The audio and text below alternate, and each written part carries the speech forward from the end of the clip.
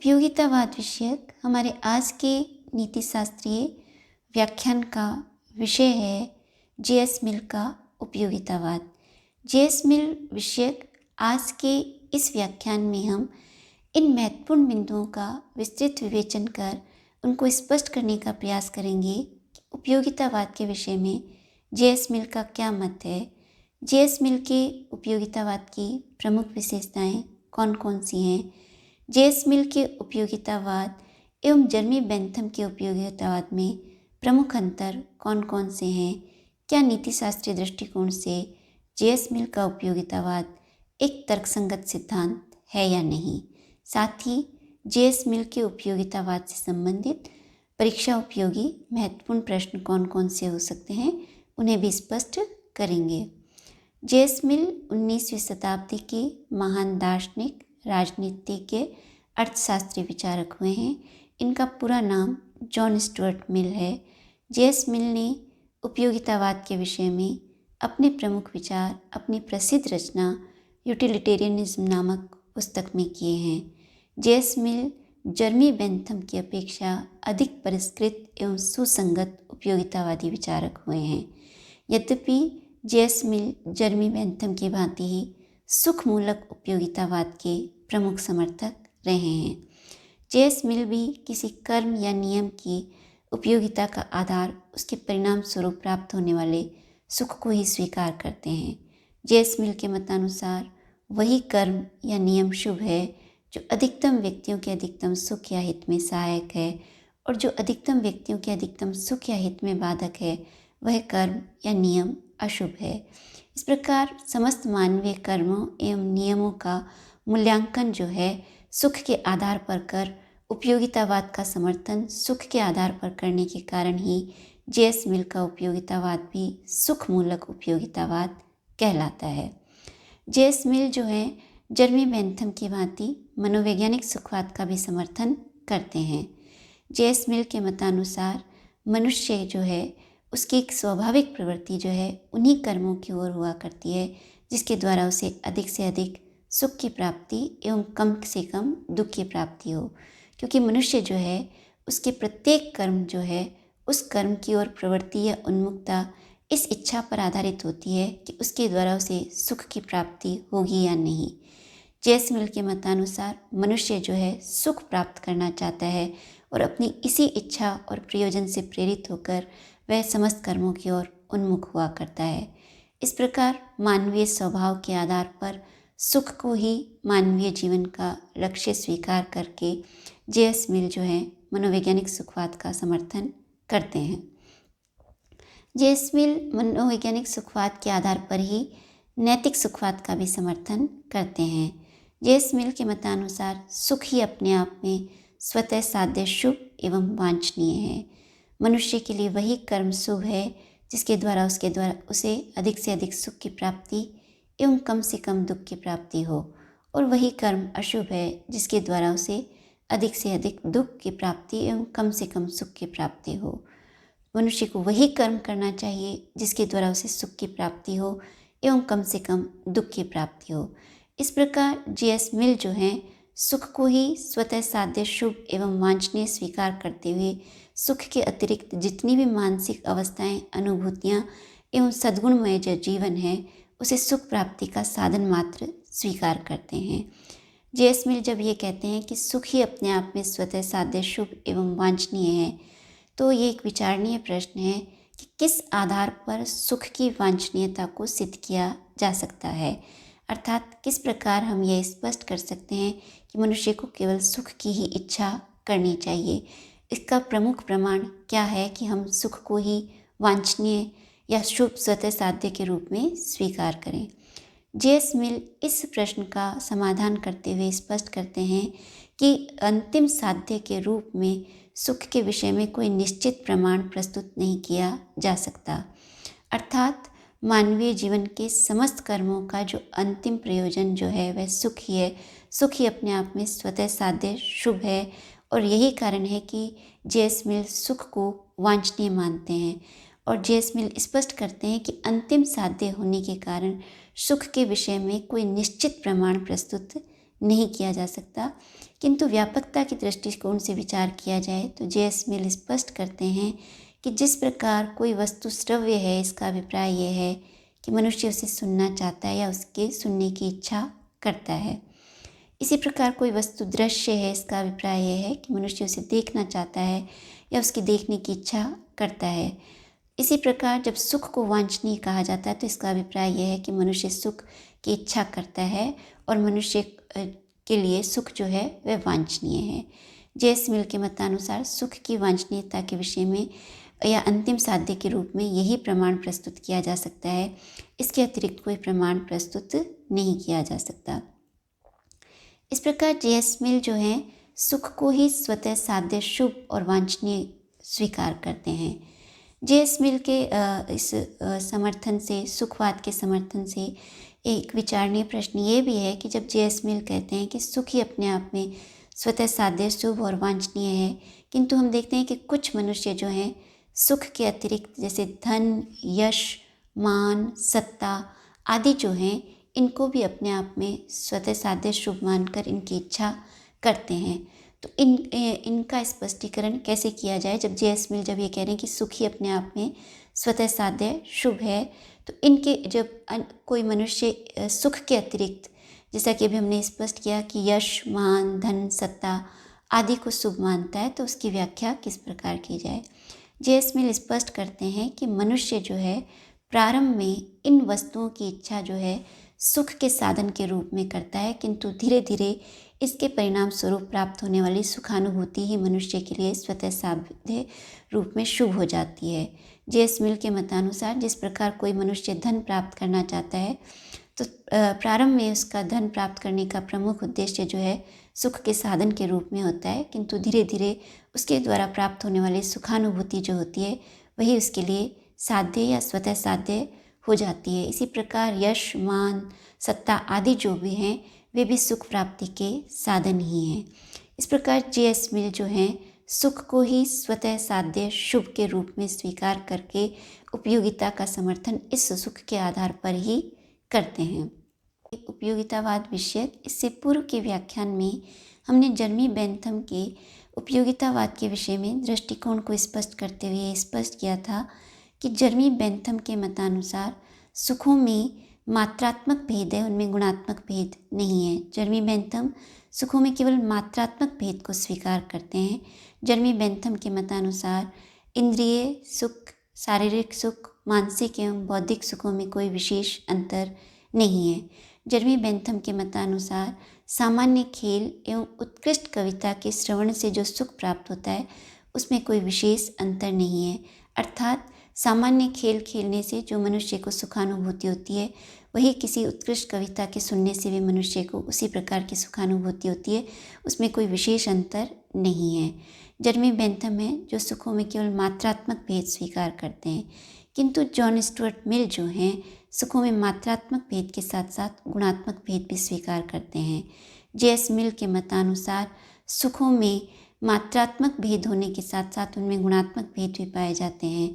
JS. मिल स्पष्ट करते हैं कि शारीरिक एवं इंद्रिय सुखों की अपेक्षा मानसिक और बौद्धिक सुख जो हैं वे अधिक श्रेष्ठ और स्थायी हैं। इंद्रिय सुख जो क्षणिक और तीव्र होते हैं उनकी अपेक्षा जो मानसिक सुख कम तीव्र और अधिक स्थायी होते हैं वे श्रेष्ठ हैं। यही कारण है कि जे.एस. मिल जो है इंद्रिय सुख एवं शारीरिक सुखों से प्राप्त होने वाली सुखानुभूति की अपेक्षा जो है साहित्य, कला, संगीत, दार्शनिक चिंतन, वैज्ञानिक शोध, अनुसंधान, सत्य की खोज, आध्यात्मिक चिंतन आदि के द्वारा जो सुखानुभूति होती है उसे इन सुखों की, शारीरिक सुखों की अपेक्षा अधिक श्रेष्ठ मानते हैं। जे.एस. मिल जो है सुखों में गुणात्मक भेद को स्पष्ट करते हुए जो शारीरिक सुख हैं उनकी अपेक्षा मानसिक सुखों को अधिक श्रेष्ठ एवं स्थायी स्पष्ट करते हुए उन्हें मानवीय जीवन के लिए वांछनीय और शुभ स्पष्ट करते हैं। जे.एस. मिल सुखों में मात्रात्मक भेद के साथ साथ गुणात्मक भेद भी स्वीकार करते हैं।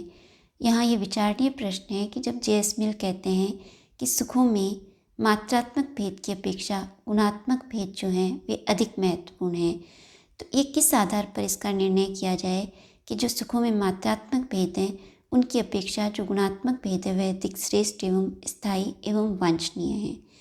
जेएस मिल ने इस समस्या का समाधान करते हुए स्पष्ट किया है कि जिस मनुष्य ने अपने जीवन में शारीरिक एवं मानसिक दोनों प्रकार के सुखों की अनुभूति की है और वे अपने अनुभव के आधार पर यह स्पष्ट करते हैं कि शारीरिक सुखों की अपेक्षा मानसिक और बौद्धिक सुख जो हैं अधिक श्रेष्ठ, स्थायी और वांछनीय हैं, उन व्यक्तियों का अनुभव ही हमारा इस विषय में जो है प्रमाण है। अर्थात ऐसे अनुभवी व्यक्ति जो अपने अनुभव के आधार पर ये स्पष्ट करें कि शारीरिक सुखों की अपेक्षा मानसिक और बौद्धिक सुख श्रेष्ठ हैं, उनका निर्णय ही हमारे लिए सुखों की गुणात्मक भेद का प्रमुख आधार है।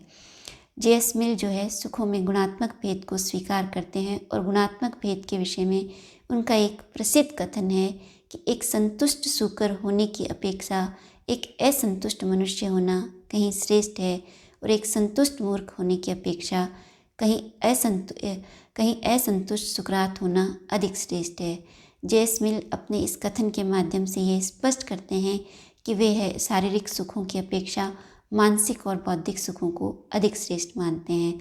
जेएस मिल जब सुखों में गुणात्मक भेद को स्वीकार करते हैं तो कई बार उनके जो है सुखवादी होने पर भी संशय किया जाता है। जेएस मिल मनोवैज्ञानिक सुखवाद में विश्वास करते हुए ये स्पष्ट करते हैं कि मनुष्य सुख ही प्राप्त करना चाहता है, उसकी प्रत्येक कर्म की ओर प्रवृत्ति अपने लिए अधिक से अधिक सुख की प्राप्ति एवं कम से कम दुख की प्राप्ति है। तो ये विचारणीय प्रश्न है कि मनोवैज्ञानिक सुखवाद में विश्वास करते हुए भी जेएस मिल उपयोगितावाद का समर्थन किस प्रकार करते हैं, अर्थात किस प्रकार मनोवैज्ञानिक सुखवाद एवं उपयोगितावाद में समन्वय स्थापित किया जा सकता है। हमने बेंथम का उपयोगितावाद विषयक विवेचन करते हुए ये स्पष्ट किया था कि जर्मी बेंथम के मतानुसार मनुष्य मनोवैज्ञानिक सुखवाद एवं स्वार्थवाद में विश्वास करते हुए भी मनुष्य पर 4 प्रकार के दबाव हैं: भौतिक, सामाजिक, राजनीतिक और धार्मिक। इन 4 दबावों से प्रेरित होकर मनुष्य जो है सुखवाद एवं स्वार्थवाद में विश्वास करते हुए भी उपयोगितावाद की ओर उन्मुख होता है। जेएस मिल जो है इन 4 दबावों के अतिरिक्त एक अन्य दबाव स्वीकार करते हैं जिसे वे आंतरिक दबाव की संज्ञा देते हैं। जेएस मिल के मतानुसार ये आंतरिक दबाव किसी बाह्य तत्व पर आधारित नहीं है, अपितु ये मनुष्य की सामाजिक भावना पर आधारित है। मनुष्य परस्पर सहयोग और सद्भाव के द्वारा एक दूसरे के साथ जो है सामाजिक जीवन व्यतीत करने में अधिक विश्वास करता है। मनुष्य जो है अपने इसी सामाजिक जीवन के कारण एक दूसरे के सुख दुख की अनुभूति करते हुए दूसरों के दुखों के निवारण के लिए अपने सुख का त्याग करने के लिए भी तत्पर रहता है। मनुष्य में ये एक स्वाभाविक प्रवृत्ति है कि वह कई बार अपनी इस सामाजिक भावना या परोपकार मूलक प्रवृत्ति से युक्त होकर ही अपने सुखों का त्याग कर दूसरों के सुखों के लिए तत्पर हुआ करता है। मनुष्य परोपकार या सामाजिक भावना से प्रेरित होकर अपने व्यक्तिगत सुखों का त्याग करके दूसरों के हित और कल्याण के लिए प्रयासरत होता है। मनुष्य की जो ये सामाजिक और परोपकार मूलक प्रवृत्ति है ये किसी बाह्य तत्व पर आधारित नहीं होकर मनुष्य की आंतरिक सामाजिक भावना पर आधारित है, जिसे मिल जो है आंतरिक दबाव की संज्ञा देते हैं। और जेएस मिल के मतानुसार मनोवैज्ञानिक सुखवादी होते हुए भी मनुष्य अपनी इसी आंतरिक परोपकार मूलक प्रवृत्ति या आंतरिक दबाव के कारण ही मनुष्य जो है अपने व्यक्तिगत सुख के स्थान पर अधिकतम व्यक्तियों के अधिकतम सुख या हित की ओर उन्मुख हुआ करता है। इस प्रकार जेएस मिल आंतरिक दबाव के द्वारा जो है मानवीय जीवन में मनोवैज्ञानिक सुखवाद के साथ साथ उपयोगितावाद का भी समर्थन करते हैं। जेएस मिल के उपयोगितावाद के इस विस्तृत विवेचन से यहाँ यह स्पष्ट करना आवश्यक है कि क्या जेएस मिल का उपयोगितावाद एक सुसंगत एवं तर्कसंगत नीति शास्त्रीय सिद्धांत है या नहीं। जेएस मिल का उपयोगितावाद जर्मी बेंथम की अपेक्षा अधिक श्रेष्ठ, सुसंगत एवं तार्किक सिद्धांत है, क्योंकि जेएस मिल जो हैं सुखों में मात्रात्मक भेद ही स्वीकार नहीं करते, वे सुखों में गुणात्मक भेद स्वीकार करते हुए ये स्पष्ट करते हैं कि शारीरिक एवं इंद्रिय सुखों की अपेक्षा मानसिक और बौद्धिक सुख जो हैं वह अधिक श्रेष्ठ और स्थायी एवं वांछनीय है। इसी प्रकार जेएस मिल जो हैं उपयोगितावाद का समर्थन करते हुए केवल बाह्य दबावों को ही स्वीकार नहीं करते, वे मनुष्य में आंतरिक दबाव को स्वीकार करते हैं, जिसके आधार पर मनुष्य अधिकतम व्यक्तियों के अधिकतम सुख या हित के लिए प्रवृत्त हुआ करता है। जे.एस. मिल ने सुखों में गुणात्मक भेद एवं आंतरिक दबाव की व्याख्या कर जर्मी बेंथम के जो उपयोगितावाद में जो विसंगतियाँ थीं उनका कुछ हद तक समाधान करने का प्रयास किया है। किंतु जे.एस. मिल के उपयोगितावाद की भी कुछ आलोचनाएं हैं जो इस प्रकार हैं। जे.एस. मिल जैसा कि उपयोगितावादी विचारक हैं और वे कहते हैं कि हमें वही कर्म करना चाहिए जिसके द्वारा अधिकतम व्यक्तियों का अधिकतम सुख या हित निहित हो। तो विचारणीय प्रश्न ये है कि क्या अधिकतम व्यक्तियों का अधिकतम सुख या हित की बात की जाती है तो क्या सुख का मापन किया जा सकता है या नहीं। जर्मी बेंथम ने सुख के मापन के लिए एक प्रमुख सिद्धांत प्रस्तुत किया था जिसे सुख कलन का सिद्धांत कहा गया। किंतु सुख कलन का सिद्धांत जो है सुखों के मापन का तर्कसंगत सिद्धांत नहीं है। जे.एस. मिल ने ऐसा कोई सिद्धांत प्रस्तुत नहीं किया जिसके आधार पर सुखों का मापन किया जा सके। इसी प्रकार जे.एस. मिल जो उपयोगितावादी होने के कारण परिणाम सापेक्षी सिद्धांत का समर्थन करते हैं। उपयोगितावाद सदैव इस बात पर विशेष जोर देता है कि मनुष्य को किसी भी कर्म में प्रवृत्त होने से पूर्व ये सोचना चाहिए कि उस कर्म के जो परिणाम जो हैं वो किस प्रकार के होंगे। किंतु किसी भी कर्म के परिणाम मनुष्य के अधीन नहीं है, वे देश काल परिस्थितियों पर आधारित होते हैं। अतः उपयोगितावाद एक परिणाम सापेक्षी सिद्धांत है और जे.एस. मिल भी इसके समर्थक हैं। इसलिए उनके उपयोगितावाद की भी ये आलोचना की जाती है कि परिणाम सापेक्षी होने के कारण उपयोगितावाद जो है एक सुसंगत सिद्धांत या तर्कसंगत सिद्धांत नहीं है। इसी प्रकार जे.एस. मिल जब उपयोगितावाद की व्याख्या करते हुए सुखों में मात्रात्मक भेद के साथ साथ गुणात्मक भेद स्वीकार करते हैं तो विचारणीय प्रश्न ये है कि मात्रात्मक और गुणात्मक भेद जो हैं ये जो उन्होंने भेद किया है इसका प्रमुख आधार क्या है, अर्थात वह कौन सा आधारभूत तत्व है जिसके आधार पर सुखों में मात्रात्मक और गुणात्मक भेद का निर्णय किया जा सके।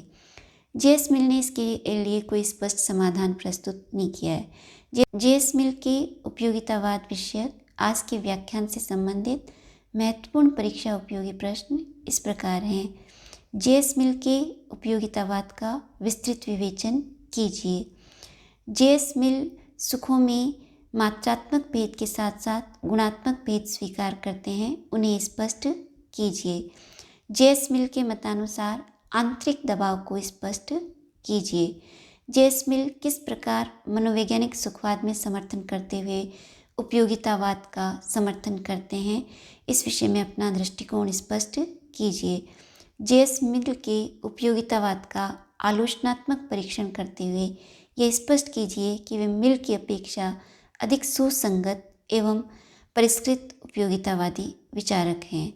जे.एस. मिल एवं बेंथम के उपयोगितावाद का तुलनात्मक विवेचन प्रस्तुत कीजिए। जे.एस. मिल के उपयोगितावाद का आलोचनात्मक परीक्षण करते हुए यह स्पष्ट कीजिए क्या नीतिशास्त्रीय दृष्टिकोण से जे.एस. मिल का उपयोगितावाद एक सुसंगत एवं तर्कसंगत सिद्धांत है या नहीं।